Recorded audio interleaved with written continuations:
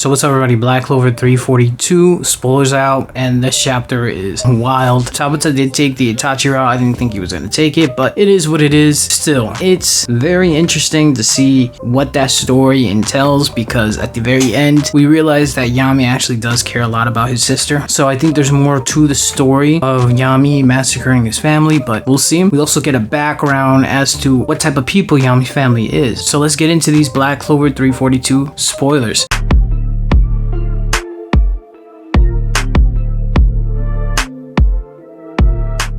First of all, if you like anime, manga reviews, discussion, spoilers, and theories, definitely hit the subscribe button. If you like the video, Solution with so false copyright strikes, so let's get this channel back to 5,000. Check out the Discord. So, the spoilers out, and it's always difficult when it comes out on Wednesday morning for me, but here I am for y'all. It's very interesting to see what is going on here. We actually find out that Yami's clan was descendants of a group of assassins known as Kenjin, and they made a name for themselves throughout battles. Makes you wonder, like, how is Yami able to destroy his own entire clan if there are known assassins? It's kind of weird to me, but still, it's interesting to see that Yami's clan are assassins. Like, you wouldn't even think Yami of that way in a sense, because you know how assassins are very like emotionless, they're very straight to the point, pun intended. But it's crazy, Yami comes from a family of assassins, which also makes sense as to his magic, because assassins like to hide in the shadows, darkness as their magic. It makes sense. A lot of assassins do their hits at night. Also, we learned that Yami's clan was guarding the provenance in the land of the rising sun that Ryu's family owns. So I had a feeling that Yami's connection to Ryu's family was strong. I thought that Yami's family was a family of samurais, but it was actually a family of assassins. Yami's clan actually guards Ryu's family's basically land. It's interesting to think about it, because that makes sense why Ryu took in Ichika to make sure that he took care of her. Kind of makes me wonder, if Yami's clan was alive, would they support Ryu to become a shogun? I'm pretty sure they will lend their strength to make sure that Ryu becomes a shogun of the land of the rising sun. So in a way, I was right in my predictions, but still, it's very interesting to see this. Also, we learned that there's a legend saying that there's a dragon in the land of the rising sun with 5 heads. It was on a rampage, but it was basically stopped by a celestial maiden. The interesting thing about that is that isn't Ryu's name or like last name has to do something with dragons? I remember Anime's Ball Deep talk about that. So there's like a reference to dragons in Ryu's name. So is Ryu's family the 5-headed dragon? Does Ryu have connection to the 5-headed dragon that went on a rampage? I hope that gets shown. It looks like the magical power leaked out and the sea actually became black, which makes sense because you think about it, it looked like it was nighttime. When you saw Yami looking at Ichika, when Yami's flashback, he says stay close. I thought it was at nighttime, but it was actually during the day from what it seems like, just like darkness on the water. So that's really cool. It seems like there was a connection to the underworld through a space-time dimension, which is part of the legend. We also get to see Yami's father. He seems to be an alcoholic, and he actually dislikes Ichika because Ichika looks like their mother, who died giving birth to Ichika. And basically, Yami's father said, we don't need anybody in our clan who can't fight. And then Yami protects Ichika from the hit because Yami's father was about to basically hurt her with that wooden sword. That goes to show you Yami's, whatever he did, his actions was to protect Ichika. And like I said before in my predictions and my other video, I definitely think there's more to the story of Yami actually killing his family, because we literally see him have a moment like Itachi. You see Ichika, and then you see Yami, he looks back the same way Itachi looks at Sasuke. So I don't know, I don't really like how much 𝙲𝚎 took inspiration from Itachi and from Naruto in that aspect. I don't like that. I think it would have been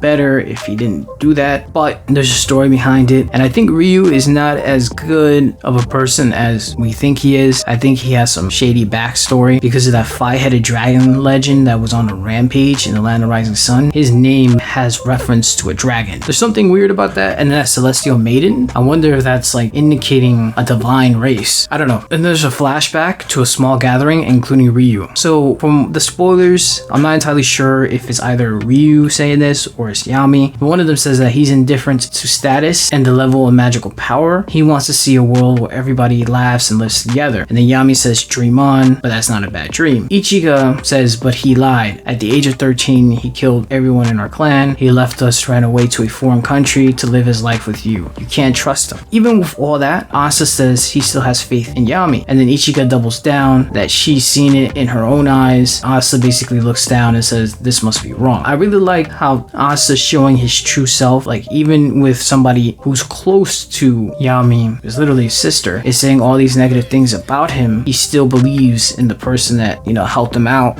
And basically that whole arc of him saving Yami in the Tree of Qliphotht ritual. So I think it was very Asa-like to still believe in Yami, even though all these negative things that are being said about him. You guys were right on that. I did thought that maybe Asa might look at Yami differently, but it looks like he isn't. He just has more questions. You guys were right on that. And then Asa says, even if he has to fight Yami's sister, he will not accept what she said about Yami. Ichika says, as you wish, and then she takes out her scroll. She says, this time she's serious. I'm gonna give you a lesson for real. And then she goes, dark jutsus, dark clothing, black warrior. Ichika says, even if you die, I don't care. So she's taking it super serious on Asa now because of what he said. Her new cloak is actually pretty cool. It kind of reminds me of Susanoo from Naruto. It made me wonder, like, what she would do with her magic. Now I know she was able to use her magic into an armor similar to how Asa does his anti-magic, which would be very interesting. Obviously, Asa hasn't done Devil Union yet, but I would love to see Asa doing Devil Union versus Ichika's new state. Obviously, Asa could probably negate that new form that she has, but she was wiping the floor with Asta without using magic. Imagine now that she's using magic. I'm super excited. Let's see if I can see any other photos. Bear with me, y'all. So some of the images that I see, you see the five-headed dragon and you see the celestial maiden. She's riding a cloud. She basically has that divinity cloak behind her that's very similar to a lot of deities in Buddhism and Shintoism. That page is clean, to be honest with you. And I hope, like I said before, this is a confirmation of divinity in Black Clover, because I wonder who is that celestial maiden and where was she when Lucifero came out, when Asa was fighting him. So it looks like Ichika keeps her scroll in her like dress. I'm not entirely sure about this, but don't the people from the Clover Kingdom in that continent, when it comes to the grimoires, they just appear? I don't remember them actually like taking them out of a bag or anything. It just appears. Let me know in the comments if I'm wrong. And then Yami's father, he looks like a typical drunk. He doesn't really look too much like Yami, to be honest with you, most likely because Yami and Ichika have some strong resemblance to their mother, but Yami's father looks kind of like a wild Japanese person. He does have that strong body that Yami has too, so it's interesting. You know, all this is crazy. And the look Yami's father has when he sees Ichika is like pure hate. And then you see him have like a shadow and he looks very menacing. That's cool. And then the shot of Yami actually protecting Ichika is on point. I gotta admit, that art looks beautiful. At the beginning of the flashback, you see like a Shinto shrine entrance, like that Shinto shrine's gate. It's actually darkness that spilled into the ocean from, I guess, that fight between the five-headed dragon and the divine maiden. You see Yami, Ryu fishing, and Ryu looks very young. He looks very innocent, and he doesn't have his eye patch yet. So I hope we get a backstory as to how Ryu got his eye patch, you know, that eye. You see Yami is basically his whole entire clan. It looks like somebody's actually carrying Ichika, so I'm not entirely sure what that's all about. So yeah, that's basically the spoilers for Black Clover 342. This chapter looks very interesting. I can't wait to get it translated so that we can 100% know what's going on and who said what. It looks like an intense one and it was worth the wait. But yeah, that's all I have to say. Thank you so much for watching. Let me know what you think about the spoilers. Let me know what you think about Ichika's new form. Do you think Yami actually killed his family because he just wanted to, or because he had a reason to? And I think it might have been because he was protecting Ichika. It's going the Itachi route. I'm not really happy of it, but it's clear that Yami's family tends to prefer men, and I guess men are supposed to fight versus women because what Yami's father said. So I wonder what that's all about. Alright, like if you liked the video, comment, subscribe, and I'm out of here.